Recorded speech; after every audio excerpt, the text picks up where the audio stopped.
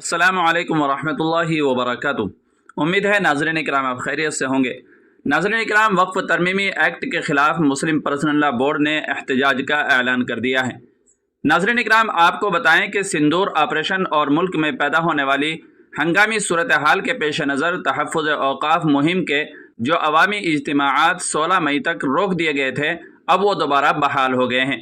All India Muslim personal law board के कौमी तर्जमान और कुल हिंद तहफ़्फ़ुज़ औक़ात कमेटी के कन्वीनर डॉक्टर सैयद कासिम रसूल इलियास ने एक प्रेस बयान में कहा है कि सिंदूर ऑपरेशन और उसके नतीजे में मुल्क में पैदा होने वाली हंगामी सूरत हाल की बिना पर बोर्ड की तहफ़्फ़ुज़ औक़ाफ़ मुहिम के जिन उमूमी प्रोग्रामों को रोक दिया गया था, अब वो सब आज से अल्हम्दुलिल्लाह बहाल हो गए हैं।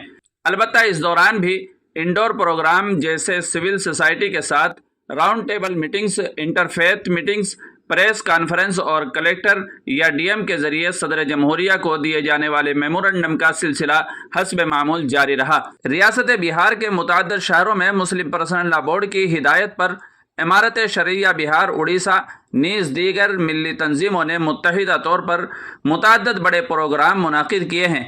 इन शहरों में बतौर ख़ास पटना, किशनगंज, अररिया, भागलपुर, बेगूसराय, सहरसा, मधुबनी, सिवान और दरभंगा शामिल हैं।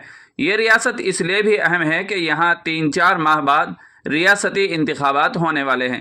अंदाज़ा है कि प्रोग्राम असम्बली इंतखाबात के नताइज पर भी असर अंदाज हो सकते हैं। डॉक्टर इलियास ने कहा है कि हमें पूरी तवक्को है कि सुप्रीम कोर्ट तफरीक पर मबनी और दस्तूर हिंद के मुतसादिम तरमीमात और मुसलमानों के दस्तूरी हुकूक को छीनने की हुकूमत के इरादों को बखूबी महसूस करेगा और उनके तदारुक के इक़दामात भी करेगा। हमें पूरी उम्मीद है कि अदालत उज़्मा आइंदा 20 मई को कई तरमीमात पर अबूरी राहत दे।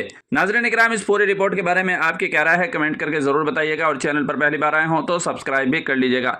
वीडियो को लाइक और शेयर ज़रूर कर दीजिएगा। अस्सलामु अलैकुम वरहमतुल्लाहि वबरकातुहू।